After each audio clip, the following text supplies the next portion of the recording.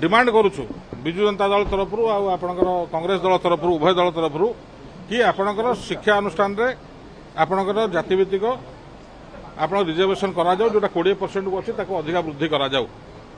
ये कथा कहबार न्याय कथा कौन ना गोटे आड़े आप ओडिया अस्मिता कथा कहते जड़े आदिवासी आमर होती माननीय मुख्यमंत्री उच्च पदवी अच्छा इे पिला प्रोत्साहन देवाई आप हाथपांटी खर्च बजेट रखते माधव सिंह खर्च रखुंट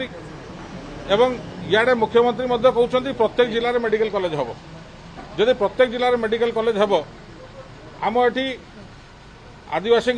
तफसिलभुक्त जाति जनजाति प्लस ओबीसी जनसंख्या केते एवं 30टा जिले में जदि मेडिकल कॉलेज खोलिया आप प्रतिश्रुतिबद्ध होती एवं ताको उक्ति रखुंट ताले तादरे आमर जेती जनसंख्या अच्छा या धरे एमानक जदि संरक्षण न रहिबो शिक्षा अनुष्ठान ताले अनुष्ठान करी लाभ तो ये समस्त कथा सरकार बर्तमान सुधा आसिकी जो दाबी विरोधी दल तरफ है सरकार ए विषय आसिकी स्पष्टीकरण देवा कथा बा नीति स्पष्ट करिया कथा जोटा करूना द्वितीयत आउ गोटे गुरुत्वपूर्ण कथा जेबेठू नुआ सरकार आशार 314 ब्लॉक रे काम बंद सरकार को पचारे कहते आम तो कौन ऑर्डर देनु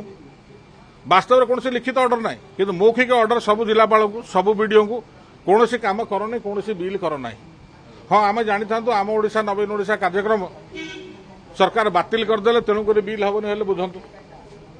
आपण से योजना को चालू रखते अथच ना परिवर्तन करछंती अद्यावधि काम होता काम कौन बिल होनी एक प्रकार 314 ब्लॉक ठप से अर्बन विभाग में अनेक काम को बंद कर दि जाए मौखिक भाव में ये कथा को आज को मिसेले 2 थर मुलतवी प्रस्ताव विजु जनता दल तरफ दिगला किंतु ताको कहीकि एड़े दि जाऊँगा कि एटा स्पेसिफिक नुह आम कहूँ 314 ब्लॉक सारा ओडिशार एटा इश्यू जनहितकर इश्यू ताको से आड़े दौरान कहते स्पेसिफिक नुह तेणु ये जो आचरण आभिमुख्य किभली भाव से हाउस चलेबे और कौन ओडिशा जनसाधारण को वार्ता दौरान एक प्रश्नवाची सृष्टि है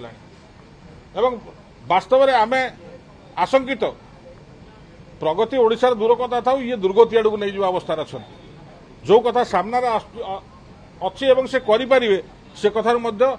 मंत्री मान हूँ माननीय मुख्यमंत्री पछघुचा दौरान कहीं आज गोटे बड़ प्रश्न।